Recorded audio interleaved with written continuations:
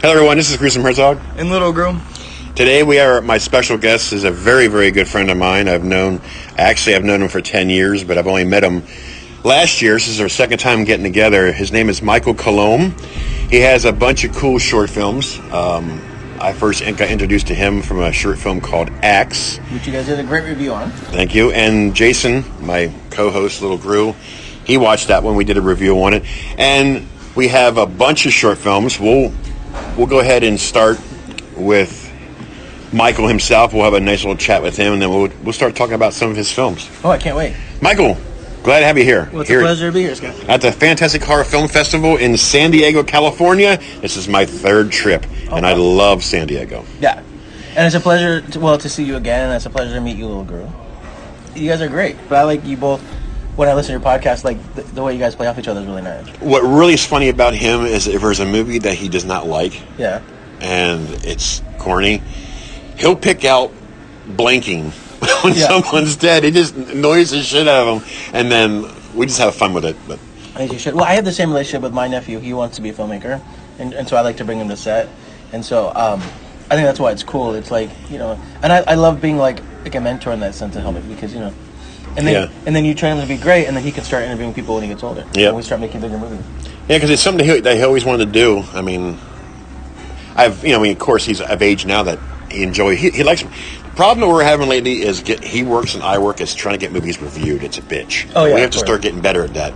But we haven't done any interviews yet. But you're our second one. Yes.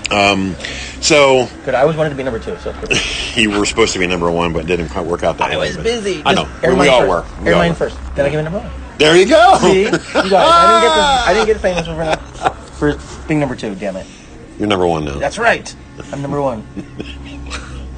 So, Little Gru, what do you want to ask me? How did you get started out on your filmmaking? I quit my job at the age of 30. Okay. I'm just kidding. I'm gonna go. That is actually the truth. That is true. When I was, I don't know, maybe like 29, facing 30, I was like, man, I worked at this full-time job I didn't like. And not that the job itself was bad, it's just not what I wanted to do. I wanted to be a writer and stuff. And I just remember being really unhappy. And I mean, you'll understand when you face 30, like, it's kind of like a milestone in a man's life where you're like 51. Yeah. It's like, and like every decade you face, because now that when I face 40, it was the same thing. I feel like you kind of evaluate your life. And you're like, okay, this is what I did in the next 10 years, what I want to do for the next 10. I don't know if that's true for everybody. That's kind of how it was for me. So facing 30, I was like, I didn't want to work in an office, and I didn't want to answer phones and be in the mailroom. And I've always enjoyed writing. So I had a friend who was like, hey, you're a really good writer. Would you ever write this script? And I said, I didn't know anything about writing scripts. I kind of knew I wanted to be a novelist and a playwright. So he's like, oh, I have this guy that I know that teaches script supervising, and what's great about script supervising is because you sort of are involved in the actual process of filmmaking, because my job is to make sure the movie can cut. You kind of relate to every department. So he was like, it'll teach you script breakdown. And I said, okay, that sounds like a fun thing. And I didn't want to be a script supervisor first. I just wanted to learn the actual trade of it. But then when I learned, I still wasn't happy at my job. So I was like, okay, that's it. I got to leave. So I ended up, one day I just got really done with the bullshit. And I just walked in Human Resources and I said, I quit. I'm giving my 2-week notice. And the woman's like, what are you going to do with your life? And I said, I'm going to make movies. And she's like, okay. I said, I don't know how I'm going to do it. I don't have any idea. But I said, I know that coming in here every day isn't what I want to do. And I said, I don't care if I have to sleep in my car. I'll just do it. And I remember feeling like there was this huge weight lifted off me when I did it. It was also terrifying because I had literally no plan. I was just like, I knew I couldn't do this No anymore. income. I had a little bit of money saved, but I mean, nothing prepares you for like... But I remember the very first thing was I went up to my friend and I called him and I was like, I just quit my job. I don't know what I'm going to do. And he's like, oh, I'm making a movie right now. Like, do you want to help me with this one? And I was like, yeah, I'll do that. So I had to go back into Human Resources and be like, I have to be done by the end of the week because we started filming on the weekend. And that was it. I mean, I was so excited. I talked to everybody, found out what they did. I don't know. I just was so excited about doing it. I think people just kind of get caught up in your passion. And I just worked jobs if I got paid or not. I just wanted to be good at my craft. And yeah, so that's how I started. It was my foray in was to like be a script supervisor. That way I could sort of learn. Like some people go to film school. I never went to film school. I learned like a trade, and then I just kind of went from there. And it really taught me a lot. I never went to acting school either. Yeah. It just happened that way. Yeah, you just sort of, Well, it's funny you mention that because at the age of 32, back in 2010, there's a lot of podcasters. Not a lot, but there's a bunch of them that would do an hour and 10-minute long podcast. So long, I know. And I said, you know what? I'm going to do something one better. I'm going to do one-shot reviews where I'm just going to do the intro, talk about the review, get it over with, pass it out, go to the next one. I think that's smart, yeah. And it picked up so fast. I'm not saying that I'm the best at it. One is the voice. You need the voice if it's going to be a short and sweet review. If you have one of these monologue voices where it just doesn't work. Yeah. So I'm by far not an expert. That's kind of fun. But I can tell you a quick story. Because of hearing my voice on the podcast, what happens? Then the directors that you interview, the producers, the actors, then it starts coming, hey, would you be interested in doing this? Yep. Can we use your voice can you do audio work for my trailer? You do have a good podcast voice. Thank you. Yeah. I did get a gig working for a martial arts company in Texas. Oh, nice. Well, I was doing some voiceover narration for their... That's how it all started. A filmmaker from Texas also works in the martial arts. So I started doing that, and then it led to... And Matt Jason contacted me through LinkedIn in 2010. But he contacted me through LinkedIn, and he said, hey, I have some clients. Do you want to interview? I can remember my very first interview. I interviewed Jack Harrison. He was Idiot in the movie Dismal. Oh, okay, yeah. I never interviewed before in my life. You just did reviews up until I said, you know what? I'm 32. I always wanted to do this. Let's just do it. I'm just trying to reflect on what you said. Yeah. So at the age of 32, I was so stoked because Facebook. I mean, an actor in Facebook, a movie that you watch, independent film. He's right there. So I asked him for an interview, and he said, sure. I was like, so tickled. That very first time, very bad.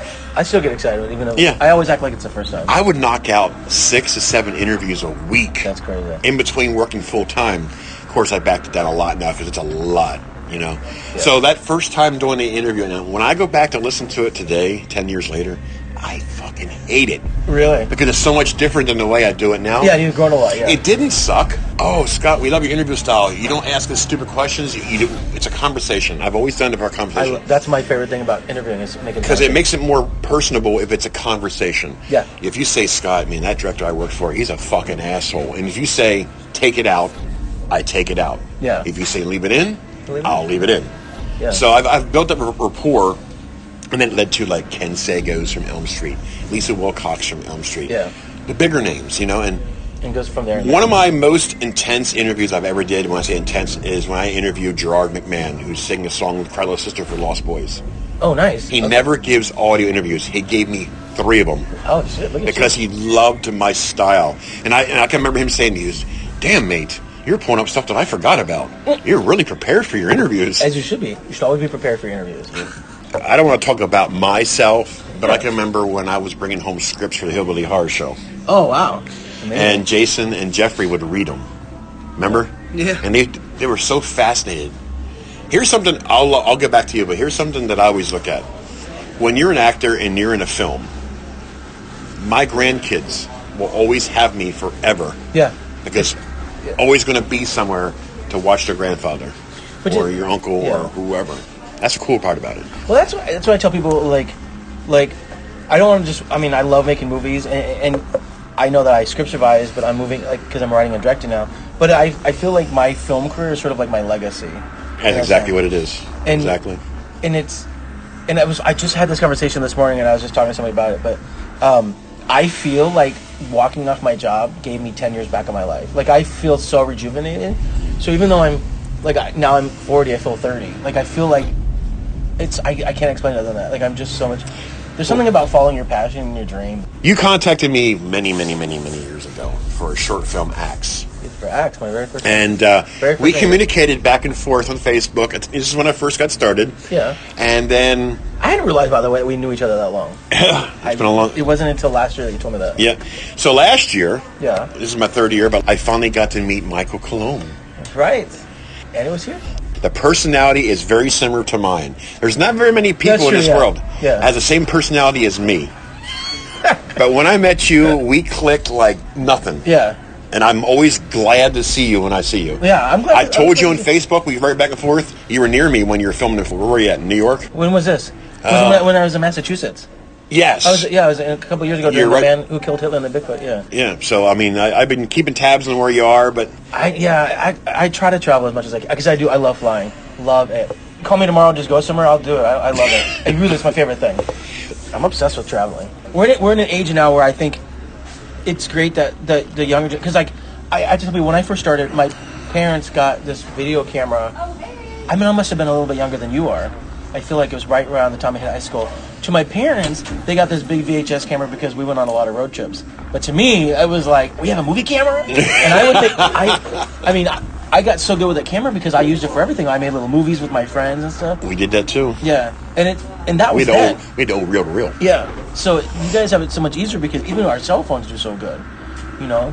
And I feel like I'm not unagainst, I want people to understand that I'm not against film school, but one of the things I love about the film industry is it's just being on set, you can learn so much, the empirical knowledge you get. I've learned so much. And I wish that people would go back to that age where it's like, and I say this all the time, and I know people hate it, but people always come out of film school studying cinematography, and they think they're a cinematographer, but they don't understand that set is so much different than being in school. Yes, it is. And so I don't think that there's an issue with people starting from the bottom, working their way up. I did it. Everybody does it in the industry.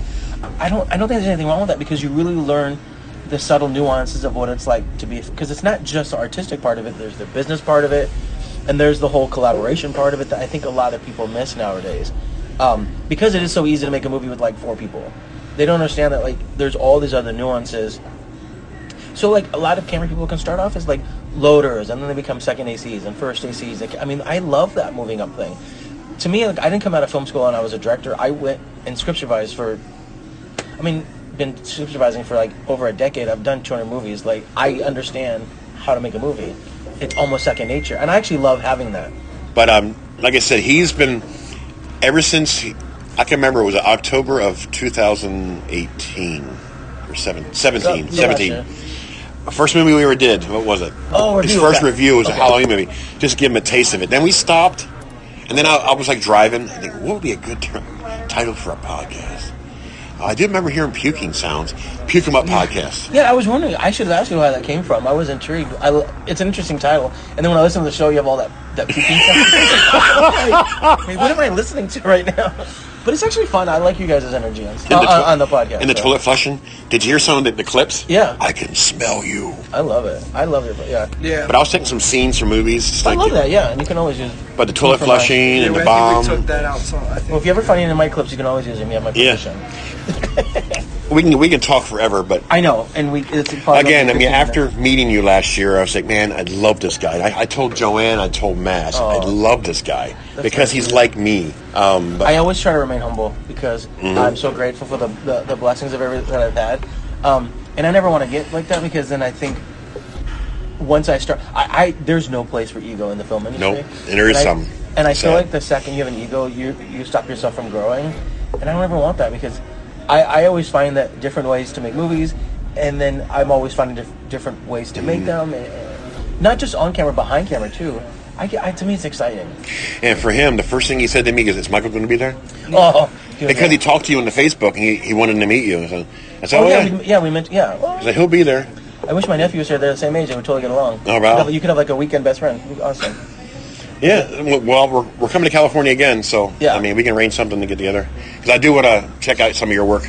I would love it if you guys came on set and interviewed people. That'd be a lot of fun. Yeah. I love that. Well, I always try to make as much as I can. We're trying to do more with. We haven't done a lot with Horror House this year, but we're about to go on. I think a production on a couple of films, just kind of going to the new year.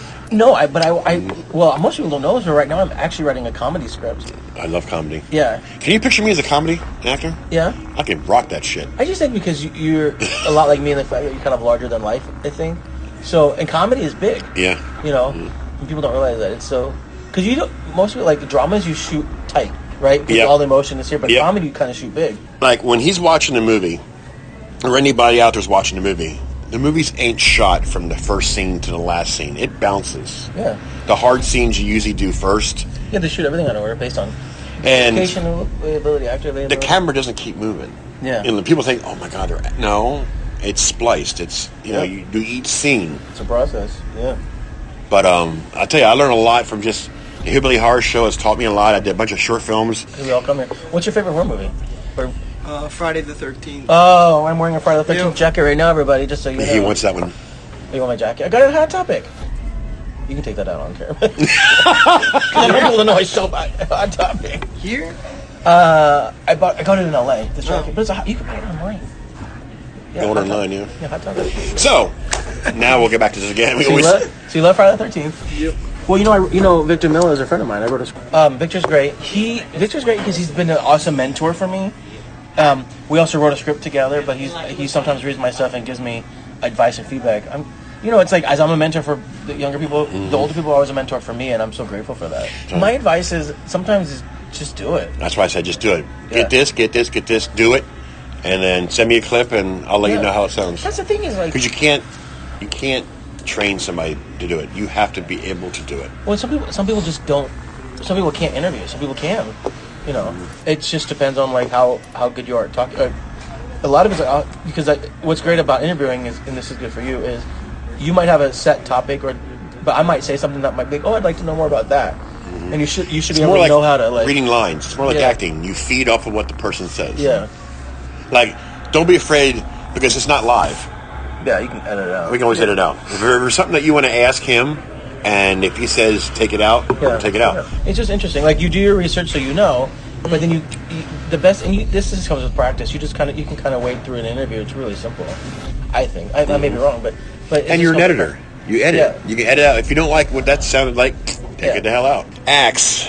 We'll go back to that again. Yeah. Off track. Oh, Axe. Axe. That's one of your early babies. That's my very first movie. I dug that one very well. Then he's seen it, and we did a review on it. Yeah, you guys did a great review on it. And I turned it into a feature script. I want to try and shoot some. I'm going to be the one getting killed by the axe. I do love. What's interesting about Axe is, I was watching and working on so many short movies. I was like, man, I know how to make movies for a living. I want to show people that I can do it. So I just did it. It wasn't like, and I already know how to make movies, so I just The whispering, yeah. I love that. I like the movie because it's really just one guy on camera with the axe, and it's sort of like his descent into madness. So I try to be smart. Fucking great, clever as hell. Thank you. Clever. Well, I hope you like the feature. He liked that. He goes, "This is fucking creepy." Yeah, I love the creep factor. I love creep because I grew up in a haunted house, so like things like that like kind of creep me out. I'm not one of those people like I can't watch Saw doesn't scare me. It grosses me out. I don't find that it's horrific. I don't find it horror. It's that creepy. It's that sort of feeling of like there's things like that and people do go mad. I think in a sense, or I think people can be stir crazy. Yeah, and people can be pushed. I think sometimes to do things you wouldn't have, based on circumstances of like. If someone's chasing you, sometimes you act erratically just because it's like that fight and flight thing. I like exploring where people are in their mind when something happens. Like I had I was just thinking the other day, if there was a zombie apocalypse, I don't know if I could survive that because I don't like being alone, and you know what I'm saying. And it's like I don't live in a big house, but I'm always like when I watch those kind of movies, I'm always terrified of being in a house by myself because even upstairs, it's like there's all these dark corners. I'm always afraid of like something's going to jump out at you, right?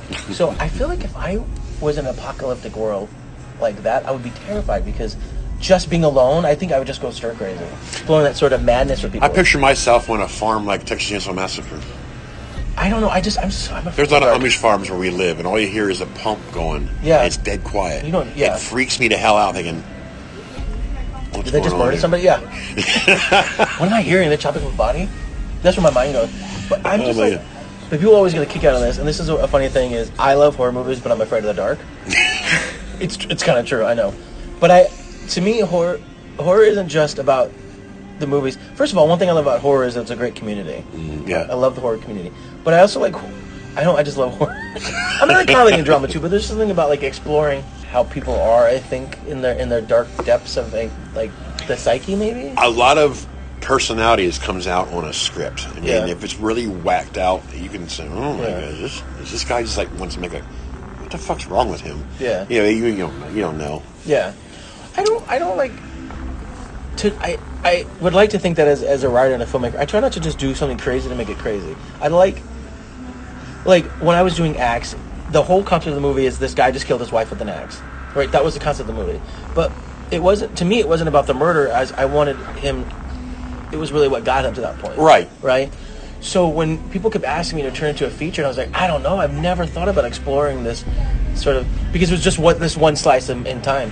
So it took me a couple of years to write it because I had to really sort of explore that. And then, yeah. So you wrote the script for that? The script is written, yeah, I wrote the script. I don't know what your story, you got sent to me so I can read it. Yeah, I'll but send it to you. in order to, my opinion of how to pull that off is make it an outbreak. Of Axe?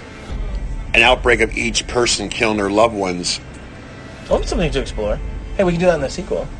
You know what I mean? Because Yeah. it's pretty. Because think about it. Almost in the mouth of I have it. to read your script to understand it. But that'd be something cool, is to where having a part two, thinking like, there's an outbreak. You know how there's a zombie outbreak? Well, what about an outbreak of either one getting a fit of rage and all of a sudden start? I mean, I'm fine with that. I love that. You know, it's interesting. It have like The Happening, but like better. Yes. Anyways, so I seen Axe, and I haven't seen anything from you for a while. Well, no, I haven't done with anything that's.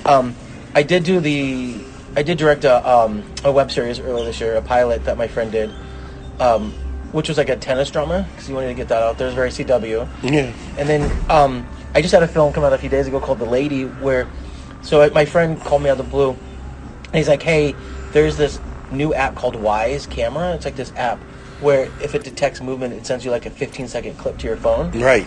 And he's like, we just got a little bit of money. We have to do this like horror film using this particular app. And I was on set that day. And he's like, I'm sending you a script, some ideas and stuff. And so I read it and I made some notes and I called him. And we basically I sent ideas. We basically took this little simple idea he had about a woman knocking on a door in the middle of the night. And the camera detects her. And I said, this is how we're going to do it. We're going to do this and this. And we just built the script. And then I made some notes and he made some notes and I would send some notes. And then he wrote a bare script and then he sent it to me and I made notes and went back and forth. And we had to do this because he had to shoot the next day. Right. And he did. He shot that following night. So it was able for me to just throw ideas. I'm like, it'd be really creepy if you did this. It'd be really creepy if you did this. So that was kind of fun. So it's nice because this guy, Alex, directed another short that I wrote for him with my writing partner Brantley called Consequence, which I'm hoping that'll come out soon. So it's fun because I like seeing how people interpret my work. Yes. So as a director, I've interpreted people's work, and then I've also directed things that I've written. I love seeing how people, because I think the film is really good, and I love that he took this idea that we wrote and he kind of just made this awesome movie. I was like, oh, okay, I'm proud of this. See, it takes time to direct it yourself. Yeah. But it's also cool that you said to take your story and let somebody else do something with it. Yeah. You still get the credit. It's still your story, and it still work. And it's fun because I went to set that night and I looked at and we were talking. He's like, "What?" We kind of just talked shots and stuff, looking at the script, and then I had to wake up really early the next day, so I went home, and then that was it. I didn't see him. I just let it go, and let God. And he sent me a rough cut, and I gave some feedback on it, and I was like, it was such awesome. And then I didn't see anything after that until it was done completely. And he sent it to me, and I was like, oh my God, it's so creepy. Because I didn't see, I saw them building the ghost lady, but I never saw the final. Right, we watched it the other day. Yeah, and I was just like, oh shit, I wasn't expecting any of this. Even though I wrote it, right? Right.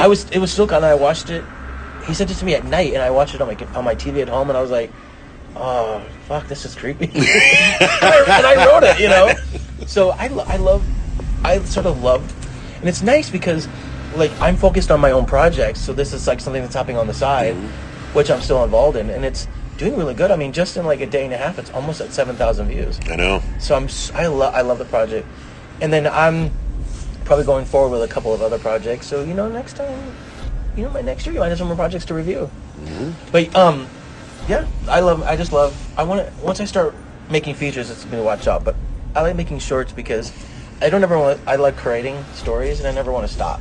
And it's easier to create them and get them shot because they're short films. And it's just fun. I mean, I like short films because my friends and I get together, and so it's kind of like good practice, you know, like where actors have auditions and they go to class to keep up their skill. Short films for me is like I just like to keep honing. Yeah.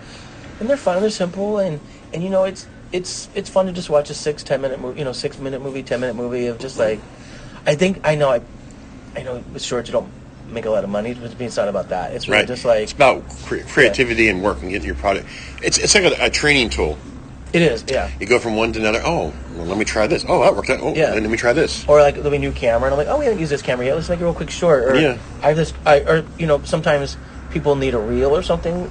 I'm like, oh, I met this great actor, and I would love to direct them. Let's just do a quick short, like a nice scene we haven't done before. Yeah. And it's a good way for me to like. That's how I started with horror, and then that's been helping me with like drama and comedies and stuff. So I'm gonna be doing a drama soon. My friend wrote a script called Hamster. I want to direct it. It's actually really, really charming and endearing script, and it's a drama. I loved it. Yeah, about a hamster. I don't want to go into more of that. It's nothing bad, but it's such. He sent me the script, and it's so sweet and endearing.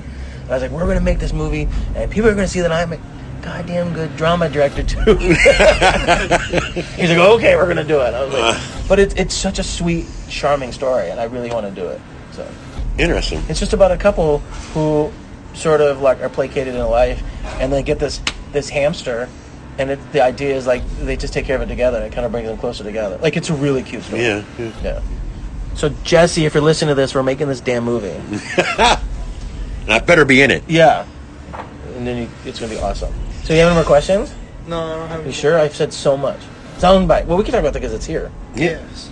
How'd you come up with the whole idea of the lady finding the music that was supposed to kill themselves? Okay, so Brantley and I. So Brantley is my writing partner, and our idea was we actually had an entirely different script written for Soundbite, a short film, and it was supposed to be these two people that had heard about this song. So Brantley and I, when we were talking about what we wanted to do, I was like, "Hey, remember in Ring when you watch this video and then you die?" And I was like, "Nowadays you can just send a song." And I go, "What if there was like a song?" And he goes, fuck, let's just explore that. So we wanted to talk. So our original script was these two guys were talking via chat. And then one of them goes, bro, I just heard the song. You should, and then it kind of goes from there. But then it's like we couldn't find the actors in time. It was like, and then we wanted to shoot it really quickly. And on something like that, you have to create all of the assets about, you know, the chatting and stuff. It was just going to be complicated. And we wanted something that was very simple to shoot because we wanted to launch our YouTube channel. So then we're like, let's just do this woman, like a young girl in her college room, and she listens to this song. So the song is called Death Song. And then what would happen, like, if she's listening on her computer? And that was like the whole point of like why she just starts. Yeah, we use that music in our intro for a while. Yeah. Oh, I love that song. Please. And Nico, thank you, Nico, for making such an amazing song. Because it's just like a low hum. It's just it really bears into your. That's what I love about that song. And it's. And what I like about, I think why Soundbite is so successful is it's very simple. We're not taking an idea that hasn't been done. It's very simple in its form. We just try to put a new idea on it. So Soundbite to us, it would be the opening of the feature, right? Exactly. Yeah. So after she bangs her head and you pull back and you start seeing like the thing come up that says Soundbite, it would be like 5 years later or the next day or present day. Or exactly. Yeah. And that's how we wanted to do it. So we have a feature script that we're in the process of writing. Soundbite to us was, let's make something fun and simple to launch Horror House, and then we could also use it to be like, hey, we have this idea for a feature. By the way, here's the opening of the movie. We already shot it. It looks really good, and it's winning awards. So it's kind of like a way for us to use it as platform. Like, yeah, and that's really like what we wanted. And nowadays, people love feature films. I don't think they'll ever go away. But also, a lot of people were distracted on their phones. So Soundbite's something fun you can launch. That's what we wanted Horror House to be. It was like a place where we just do simple films that people could just watch. Killing time on the subway or blah, blah, you know, and the younger audience, your age and even younger, we're always on our phones. So, you know, I mean, I travel a lot too, and it's nice to watch stuff on an airplane. So these movies are simple to download. You can watch, and that's it. Did you hear me at the screening? Don't do it. Don't do it. Yeah, I heard you. I was wondering what that was, but I'm not surprised. You're silly like that. But you already know the movie. Don't do it. Don't put the headphones on. Don't listen to the song. Just don't do it. But most people don't know this, and it's something we're working on over time. But Brantley and I have talked about this, and he's creating this sort of like horror house world, right? So a lot of the movies are connected, but people don't know. So, you watch Soundbite, Stalk, and Love Me Not. There's 3 different movies that we have in this world. They're all completely different. But what you don't know is like they're all sort of start being connected. We have other films that connect them, right, which is kind of fun. But it takes time to shoot these things. So slowly by little, you start seeing. For instance, in the beginning of Stalk, it starts on this poster on Candace, our friend Candace, and she's missing. And you kind of go forward, and that's when you see Kara's character walk by, and he follows her. But what you don't know is like we have a movie called Homebound that we want to do, which is like the day before Stalk or the week before, where you find out what happens to that girl and why she's missing. That's very fucking clever. Yeah, and then you find out, and then we have another script where it's literally like the moment before. When you see Kara's character, she's at a party, so you see where she's coming from. So in the movie, you just see her come out of that. That's fucking cool. Yeah, it's all these things. I don't want to tell you more than that, but those are the things that we're doing. And then also in that one you'll find out that in Soundbite you see her texting somebody. Yeah. And you'll find out who she's texting, which is most likely going to be Kara's character. That's at the party. clever. That's clever. It's just things you heard it here first. No, we haven't mentioned this anywhere. Like I said, they're slow building, but we thought about it. Have you ever thought about attaching lady? Attaching the lady? Yeah. I would probably do a Horror House Presents section of like presenting films. Not even that I've been involved in, but just like just another platform. Because I had another person do that one time. They hit me up, and she was like an Elvira type character, like a scream queen, and she would do this whole thing like her character name was Malvolia. She's this whole Malvolia Presents. And so she did acts. So she would do like a little, like what Elvira used to do. She'd do a little silly thing beforehand, leading into it. I think what we want Horror House to be is like a platform to help people who are just starting out, who want to make movies, and so eventually as the platform grows, I'd love to have on guest directors, guest writers, have a whole presenting thing. So we're trying to make Horror House a platform. There are tons of good short films on YouTube that might have been in other states that wasn't publicized. And they're good ones. Yeah. And I'll occasionally search and find one, and I'll review them. And there's some good ones out there. That's good. You have to say, let me know which. I mean, I still listen to your podcast, but I'll have to follow up with some of them. Yeah. I don't know. I mean, and like I said, with you, like somebody like, I don't necessarily know what you want to do in the industry. Mm-hmm. Like, I don't know if you want to be a director or not, but like, that's my passion in the future. Is directing. It's just, that's what I love about shorts. It's simple, and it's like, not that I think you want to spend this money and make mistakes, but shorts are great because it's so much easier to put together 3 minutes, 4 minutes, 5 minutes and learn than putting together a feature, because feature takes so much more money. So if you and your friends, and what's great is I'm using people that, as I grow as a director and writer and filmmaker, they grow with me. Like, Nico now edits all my movies because he's so easy to work with and we understand each other. And it's great because I'll be in post, and I'm like, I think the film should do this. He goes, great, really what you want is this, right? And I'm like, yeah, like that sounds like we get, and I like that that we sort of understand each other like that. Brantley and I are the same way when we write. So I think that's the secret, is you find people that you can kind of work with and create a family, and it's great because then you start building this trust. It should be like that with your actors, it should be like that with your director, it should be like that with your DP. And that's what I like about short films. You guys kind of, it's much easier to navigate, I think. Like you give people advice and then like they give you a thank you credit and it shows up and you're like, oh my god, I completely like I was just helping somebody out in the heat of the moment, and I love helping people because again, there's no room for egos. There's room for everybody at the top. I'm a collaborative person. That's probably why I know there's things that I don't know, and I'm not afraid to tell people that I don't know. And then what I do is I just put people around me who do know. I don't know anything about wardrobe. I don't know anything about makeup. So I have to hire good people that do that.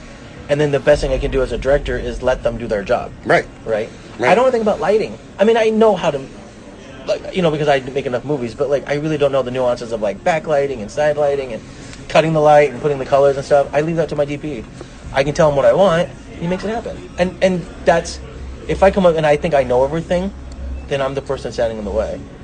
And I'm telling you right now, I learned that from Axe, where when my roommate was editing at the time, he's like, it'd be really great if we did this. I'm like, damn, I never thought about it. Like, that's so awesome. You know, and I think that I'm still the director, and I could say I don't like that, and I do like that, but... Right. If you're a director, yes, it's either your film, but you have to work as a team. I mean, Yeah, you really have just to. because you're a director doesn't mean that you have all the right answers. No. There's always going to be something, like you said, Yeah. I never thought of that. I never thought about that. Yeah, that's really so fascinating.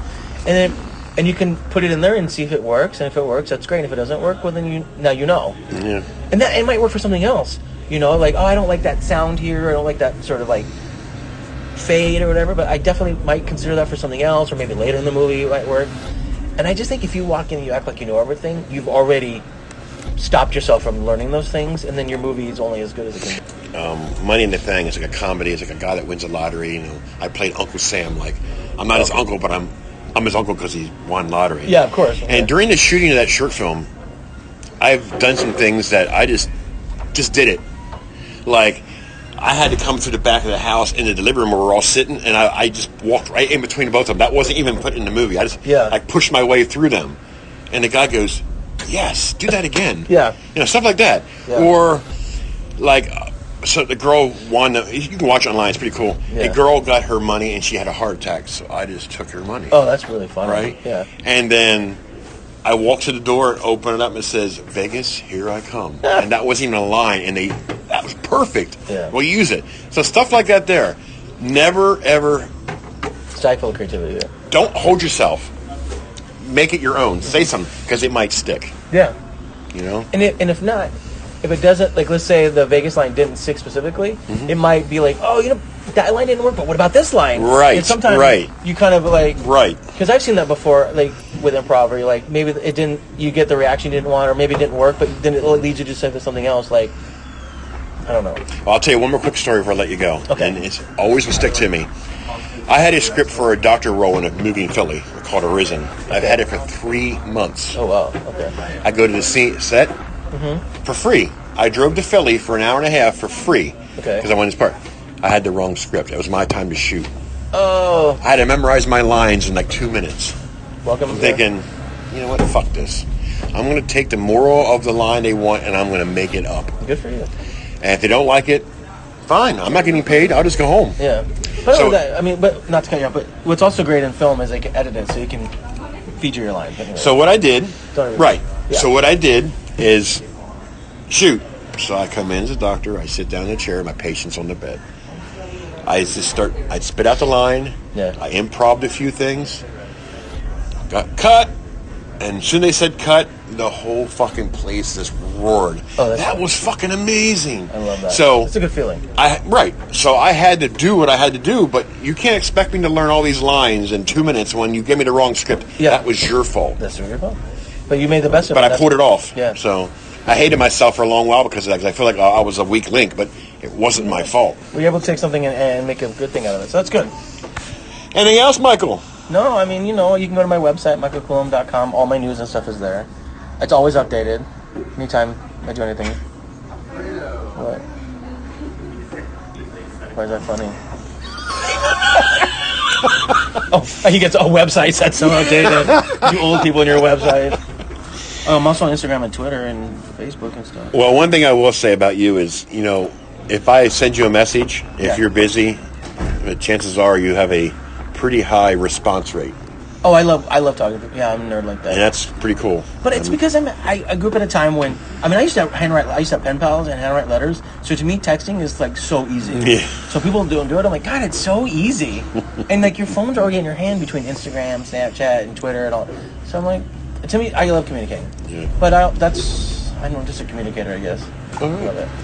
Do you have a podcast by chance? I do have Mimosas with Michael. Yeah, let's talk about that real quick. I have to be honest, I haven't done it in the last few months because I was busy.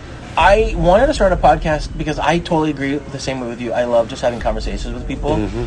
And then on set, I always meet such fascinating people, both actors and crew members.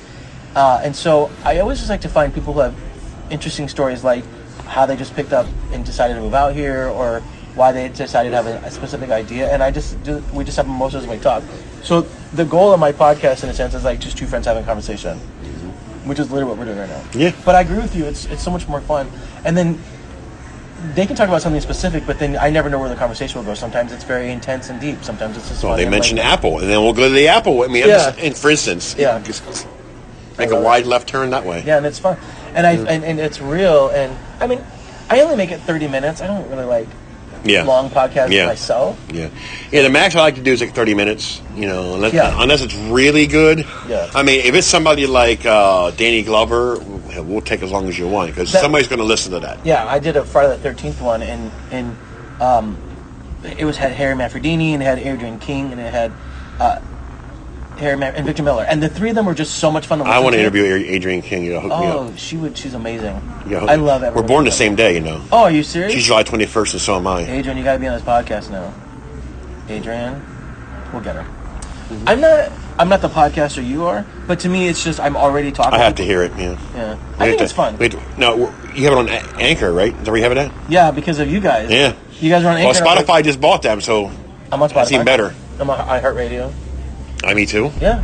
I'm on TuneIn Radio. Oh man, I'm not into it. You have to send it to them. Oh. You know the app that has like the ESPN radio and all that stuff, and yeah, you heard of it. I'm in there. Yeah. All right. I couldn't believe that. You come up I'm not the podcaster you are, but I have fun with it, and I have access to cool people, and I want them to get out. You get more access to cool people because you get to see them. Well, I'm like stuck in Pennsylvania. I try to interview my friends, but I want to move out here so I don't bad. know. I think some people are good. Like I interviewed this politician one time, and he's doing some good stuff too. So he wants me back on the show. I should give him to you guys too. Mm-hmm. Yeah. All right. Well, we're gonna make things happen. All right. I know you have a lot to cut out, but I'm sure some of you can find a 30-minute. We're at 52 minutes. We're good. Okay. You cut half that out. You'll be fine. Well, Michael, it's great having you on here. You're a great guy, a great friend, and awesome. I can call you a friend. I mean, you can call me friend. And but we meet a lot. I mean, Jason he's learning a lot here in San Diego, the festival wise, and. Did you having a good time? Yeah. Making a lot of good friends. No. He's so honest. He's so quiet. I think that's why. It's a lot to take in. Yeah. People are just talking and getting caught up in he'll learn. Film talk. You'll learn. All right, Michael. You take care of yourself, bud. It's a pleasure. Thank you guys so much. And we'll do more stuff. We'll make movies. You got it. This is Chris and Martog. And Little Grum. We're out. Woo.